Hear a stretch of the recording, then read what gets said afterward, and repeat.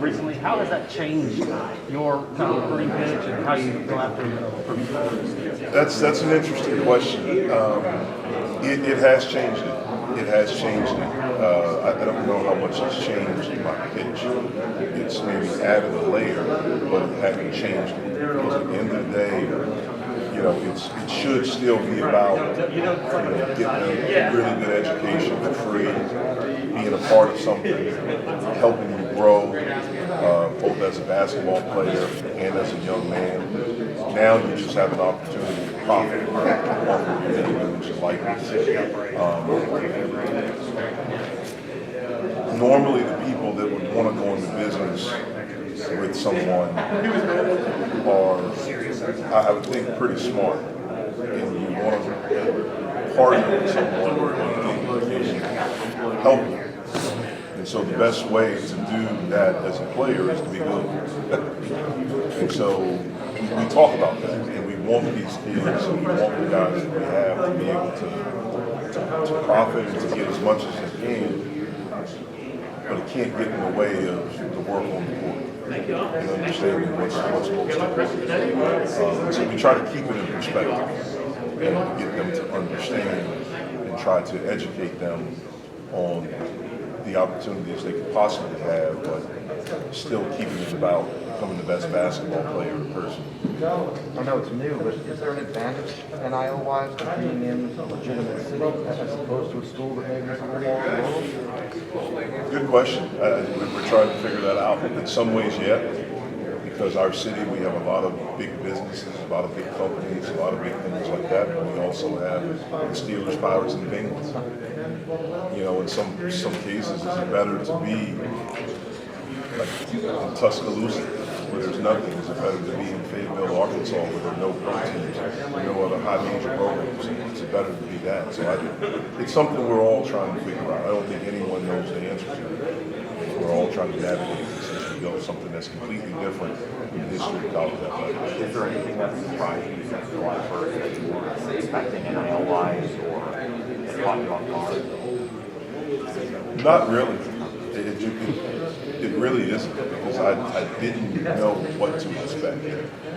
I knew there would be some crazy stuff, which there has been. I knew there would probably be some really cool stuff. Some donors that have done some things, some people that want to be heavily invested. So it's been some interesting things, but I don't think there's been anything that surprised me. You were pretty confident about being able to score. How about rebounding-wise with this year's team adjustments on? Yeah, look, we have a lot of holes, but we have to figure it out. We have to figure it out. That's the bottom line. And so, we had a guy that rebounded at a very high rate last year. That put us as one of the top rebounding teams in the ACC. It would be great if we had someone that rebounded individually at that level. I don't know if we'll have that, so we have to collectively do it as a group. What do you like? The kid from Oakland, the transfer. What do you like about him so far? Yeah, he's a really good piece for us. He's older. He's a good player. He has a good feel for the game.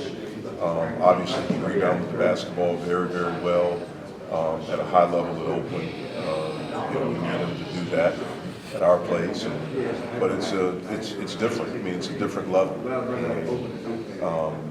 But he's been terrific for us so far. He's been really, really good. How about the kid from Stony Brook? How are you expecting him to make an impact, perhaps?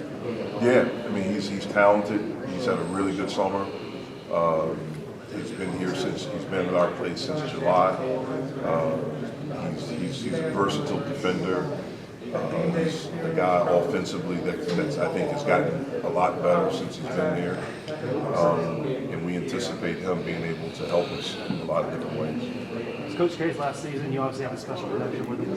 What has he been to you, to your personal growth, but also to the game of basketball? Well, I'll take basketball first. I don't know if there's anyone that's had an impact on basketball, as big of an impact as him.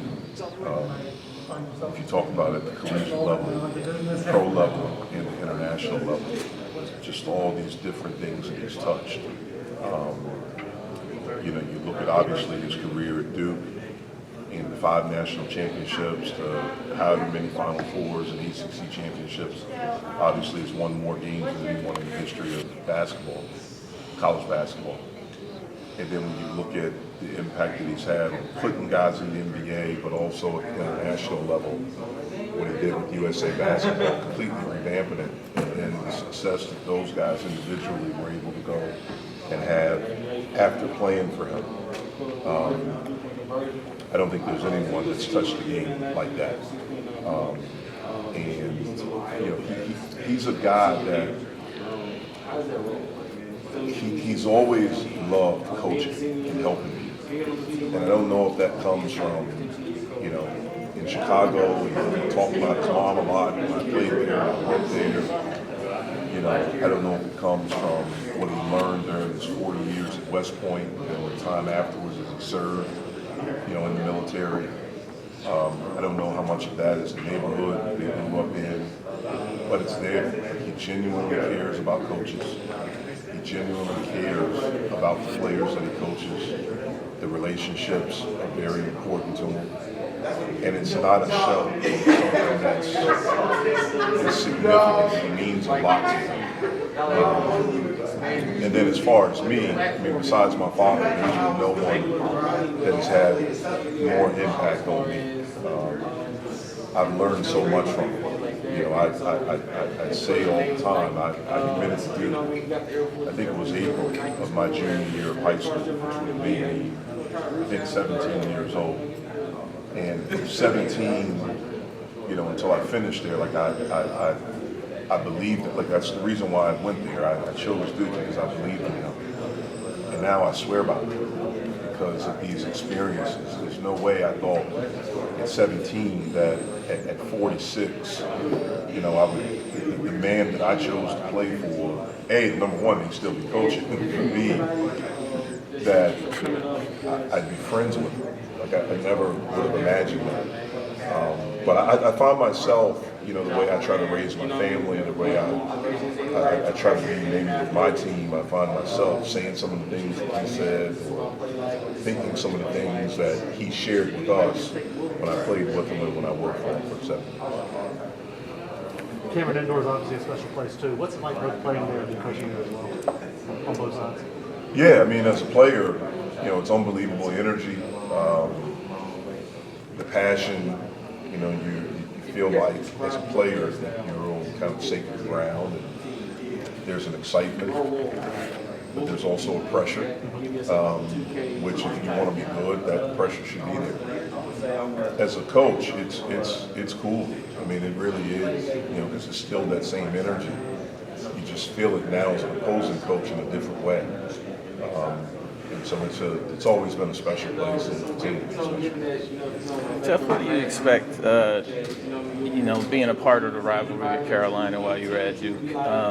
What do you expect from Hubert now that he's going to be molding the program into his, kind of putting his stamp on it now? I think Hubert will do a great job. First of all, it's Carolina basketball.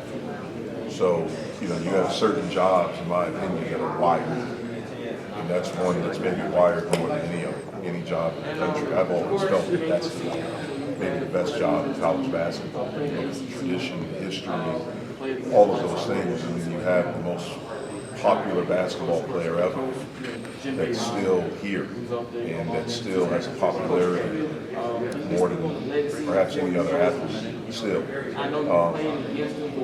And then I think he loves Carolina. I mean, he loves it. It's a passion for him. So, you know, he's a smart guy. He was a heck of a player. He's a really, really good guy. And I think he'll work at it. I think he'll resonate with young people. And I think he'll do an amazing job. Do you expect to see kind of the same staples, you know, from going back to Dean and some of the things, secondary break, you know, just kind of what you've come to expect under Carolina? Or I think it'll be different. I do. I think there'll be some similarities. I think the foundation and some of those things will still be the same. But Hubert has his own experiences. And he had a really good NBA career and played for some great coaches. And, you know, I know Hubert is a guy that's really humble sometimes because of how nice he is and what a good guy.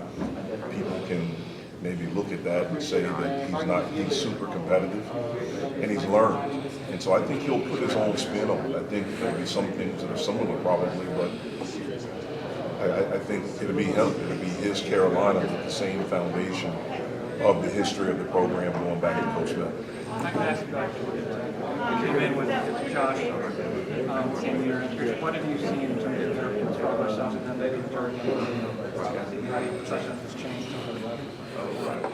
Well, I've always thought Josh was a really good coach. I think he's done a really good job at Georgia Tech. You know, they've recruited well. They've really helped guys get better. Look at Moses Wright from when he first got there to how we ended up ACC Player of the Year. You look at Alvarado, some quote-unquote experts thought wasn't good enough to play in the ACC. Turned out to be one of the better guards in the ACC. So I think that's a testament to Josh and his staff, to development, really having an eye for what fits for what he wants to do. So I think they've done a really good job. Obviously, the last 2 years, the success that they had probably were a tournament team the previous year, or have a chance to win. The season ended certainly last year, winning the ACC tournament, getting to the NCAAs. He's a good coach. Has done a good job. Hey, Jeff,